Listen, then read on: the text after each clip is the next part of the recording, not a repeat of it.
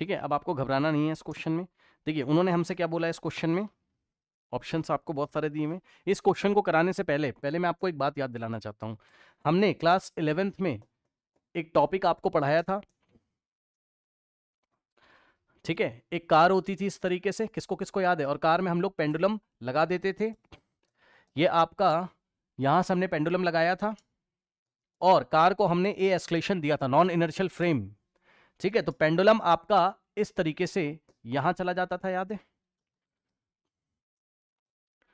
ये ऐसे, और ये एंगल आपका थीटा बनता था, याद है, सूडो फोर्स वाली कहानियां, है ना। अब जिसको नहीं याद है तो भैया ध्यान कर लेना, भी बता रहा हूं बस मैं आपको, सुनो ध्यान से। ये कार वाला आपका एग्जांपल था, कार को ए एस्केलेशन से लेके जाते थे, यहां पे tan थीटा कितना आता था हमारे पास, tan theta is equals to हमारे पास a बाई जी आता था, अगर आपको याद हो। ठीक, tan थीटा क्लास 11th में यहां पर हमारे पास a बाई जी आता था। और एक चीज और है, ये यहां पर इक्विलिब्रियम में आ जाता था, रुक जाता था, और ऐसा ही कुछ सिंपल हार्मोनिक मोशन में आपको पढ़ाया गया था कि पेंडुलम यहां पे आके पहले अपनी मीन पे आएगा, और अब अगर डिस्टर्ब कर दोगे, सोचो कार को ए एस्केलेशन से चला रहे हो तो पहले ही रेस्ट पे आएगा यहां पर। यही इसकी क्या है, मीन पोजीशन है, यही इसकी क्या है, मीन पोजीशन है। और सिंपल हार्मोनिक मोशन में आपने पढ़ा है कि पहले मीन पोजीशन पे लाओ, अब डिस्टर्ब कर दोगे अगर यहां पे, तो ये ऐसे ऐसे ऑस्किलेट करेगा मीन के अबाउट, ऐसे ऐसे। कौन कौन फील कर पाया बताना भाई। कार में आपने पेंडुलम लटकाया, कार को चला दिया ए एस्केलेशन से, ए आपका कांस्टेंट है, तो पहले तो वो अपनी मीन पोजीशन बनाएगा, अब अगर डिस्टर्ब करोगे उसको तो वो अपनी इस वाली मीन पोजीशन के अबाउट ऐसे ऐसे ऑस्किलेट करेगा। ये सुनो, बताइए, ठीक, ओके नाउ। अब देखिए उसने हमसे सवाल क्या किया हुआ है क्लास 12th में, यहां पे जो क्वेश्चन है हमारे पास सॉल्यूशन, देखिए उसने हमें क्या कहा, हमें कहा कि a simple pendulum of length L is placed between the plates of a parallel plate capacitor having electric field E, मतलब ये प्लस है और ये माइनस है, एक पेंडुलम यहां पे लटका दिया इन्होंने इस तरीके से। तो भैया हमें घबराना नहीं है, देखिए जो जो कह रहे हैं हम लोग करते जाएंगे यहां पर, समझिए। आप तो बस मुझे इतना बता दो कि आपकी इलेक्ट्रिक फील्ड किधर होगी, यहां पर आइए।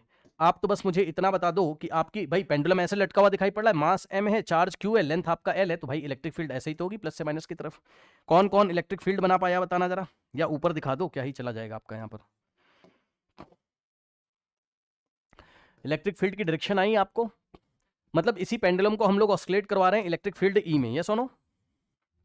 अब इसका टाइम पीरियड हमें बताना है, तो आपको पढ़ाया तो गया है कि टाइम पीरियड बताने के लिए आप इफेक्टिव ग्रेविटी लगा दीजिए, ठीक है। इसी में दो तीन बातें और बताऊंगा, ध्यान रखिएगा।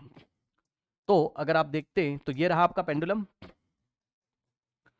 ठीक, ये रहा आपका पेंडुलम, ठीक है ना, ये ऐसे।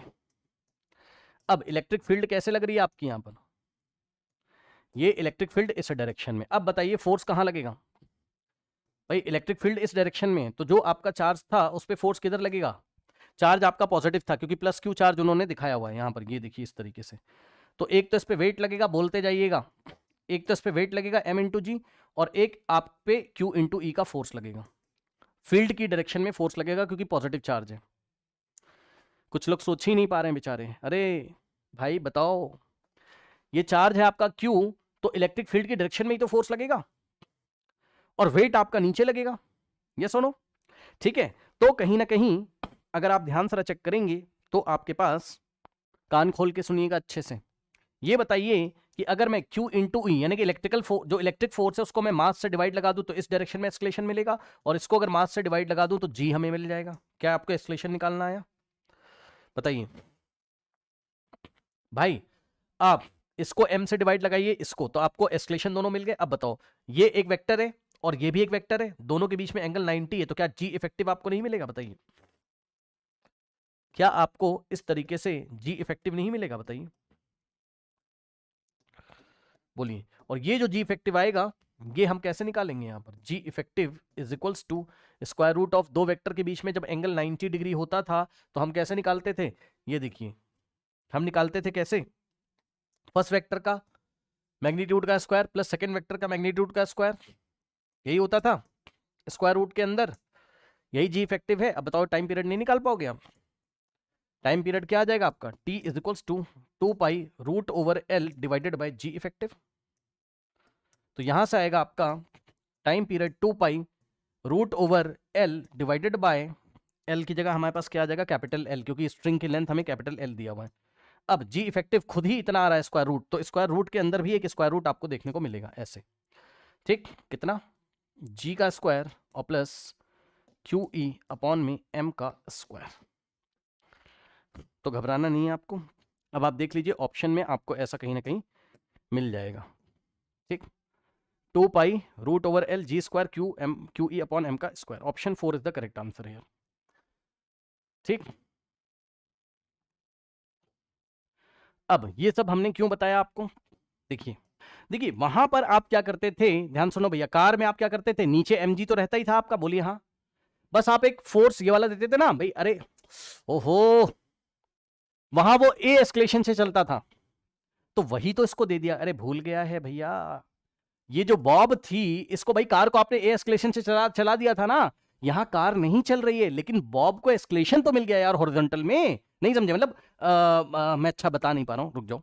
पूरे सिस्टम को आप ए से चलाते थे तो आप शूडो फोर्स देते थे पीछे, वही सब पढ़ा था आपने, तभी तो tan theta is equal to क्या आता था हमारे पास, ए बाई जी। तो भाई कुछ नहीं हो रहा है, यहां एस्केलेशन की जगह कौन काम कर रहा है, बस अरे इसकी वजह से एस्केलेशन मिलेगा, आप चेक करो ना, ऐसा लग रहा है कि जैसे बेचारा कार में बैठा हुआ है और इसको ए एस्केलेशन से चला दिया गया और ए एस्केलेशन की वैल्यू ये हो गई, बताइए। ये पूरा सिस्टम आपका भाई, उस पे भी वेट पहले नीचे लग रहा था m इंटू जी, तो इस पे भी m इंटू जी लग रहा है, वहां पे जो ए काम करता था उसकी जगह ये गलती से आ गया क्योंकि इलेक्ट्रोस्टैटिक फोर्स है। तो कहने का ये मतलब है अगर आपको हम tan थीटा यहां पे निकलवाते, ठीक है ना, अगर हम आपको tan थीटा यहां पे निकलवाते, मतलब मैं ये आपसे पूछना चाहता हूं कि इसी क्वेश्चन में अगर ये पूछ लिया जाता कि कितने एंगल पे आके उसकी मीन पोजीशन आएगी, कितने एंगल पे आके इसकी मीन पोजीशन आएगी जिसके अबाउट ये इस तरीके से ऑस्किलेट करेगा, तो वो एंगल अगर वो निकालने के लिए बोल दे एग्जाम में, तो tan theta is equals to A की जगह हम लोग क्या लेंगे, बस ए की जगह हम लोग ये वाला एस्केलेशन ले लेंगे बस, ठीक है। तो tan theta is equals to A by G से क्यू ई अपॉन एम अपॉन में जी हमारे पास आएगा। ये पहले तो इतने एंगल पे आके रुकेगा, समझिए जरा ध्यान से भाई, अगर आपको ऑस्किलेशन कराना है तो ये इसकी मीन पोजीशन नहीं है, ये इसकी मीन पोजीशन नहीं है, ना ना ना, कौन कौन फील कर रहा है बताओ, अरे ये इसकी मीन पोजीशन नहीं है, ये तो बेचारे नॉर्मल वाले की होती थी, अगर इलेक्ट्रोस्टैटिक फोर्स नहीं होता तब ये इसकी मीन पोजीशन होती है ना, तब ये अगर इलेक्ट्रोस्टैटिक फोर्स नहीं होता, अगर इलेक्ट्रोस्टैटिक फोर्स आपका नहीं होता बेचारा, तब ये आपका मीन होता और ऐसे ऐसे ऑस्किलेट करता। अभी ये ऐसा नहीं करेगा, अभी ये थीटा एंगल पहले डेविएट हो जाएगा, है ना, और इस फोर्स की वजह से ये कहीं यहां आ जाएगा इस तरीके से, इस थीटा एंगल पे आपका आके पहले रुकेगा और ये इसका मीन होगा, इसके अबाउट ये ऑस्किलेट करेगा इस तरीके से, बताइए, ठीक। तो अब आपकी मीन पोजीशन आपको वर्टिकल से इतने एंगल पे मिलेगी, पहली बात। दूसरी बात, जब आपको मीन पोजीशन मिल जाए तो उसका डायग्राम कैसा बनेगा,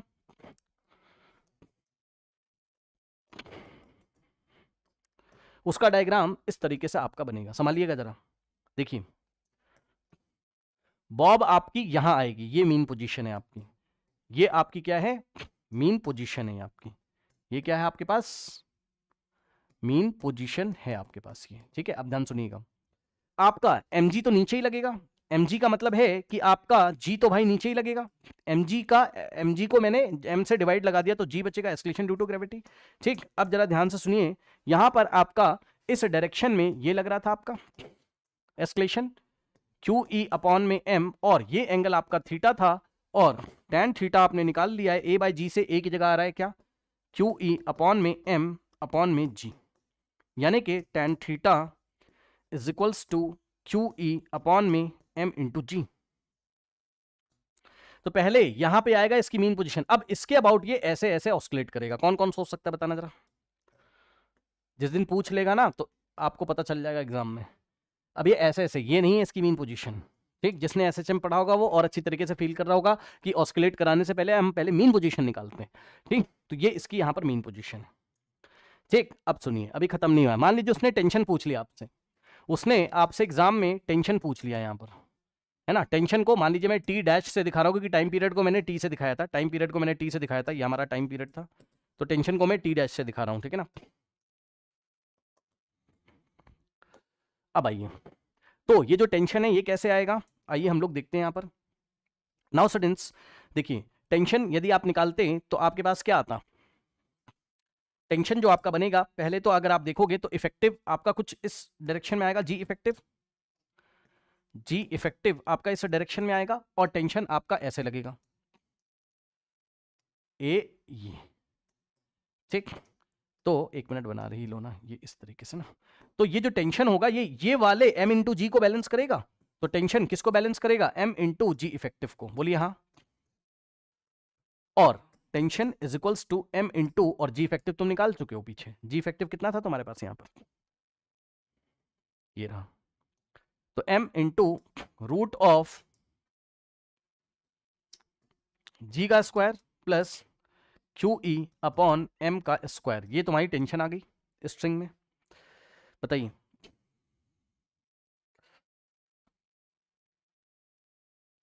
हाँ, यस, ये टेंशन आ गई। अब एक चीज दिखा देते हैं तुम्हें, tension is equals to m को अंदर भेजोगे तो स्क्वायर हो जाएगा, या आप एक काम कर लो, हाँ कौन कौन सोच सकता है बताना जरा। अगर हम m को वापस अंदर स्क्वायर रूट के अंदर भेजें, ये हो जाएगा Q square E square upon में m का स्क्वायर। भाई देखो इसको सॉल्व कर लिया, Q square E square upon में m का स्क्वायर, जी स्क्वायर इसको हमने ऐसे करके ब्रैकेट में रखा, और m को जब अंदर भेजोगे तो m स्क्वायर ही तो करोगे, तभी तो बाहर आएगा, तो m स्क्वायर रूट होगा, ठीक। फिर m को अंदर भेज देंगे तो यहां से जो टेंशन निकल के आएगा t डैश, सॉल्व कर लीजिए कितना आएगा, m स्क्वायर जी स्क्वायर और प्लस m स्क्वायर से m स्क्वायर कैंसिल, तो आएगा हमारे पास क्यू स्क्वायर ई स्क्वायर। इतने टेंशन होंगी स्ट्रिंग में, आपकी टेंशन भी चेंज हो जाएगी आपकी, ठीक। कोई समस्या, तो टाइम पीरियड तो चेंज हो ही गया, टेंशन भी आपकी चेंज हो गई यहाँ पर, ठीक है। और tan थीटा आपको मैंने निकालना सिखा दिया, मतलब ये मीन निकालने के लिए tan थीटा आपको निकालना पड़ेगा, तो मीन पोजीशन आ जाएगी, टेंशन आपको निकालना सिखा दिया मैंने, ठीक। बस यही है और क्या, कोई समस्या बताइए।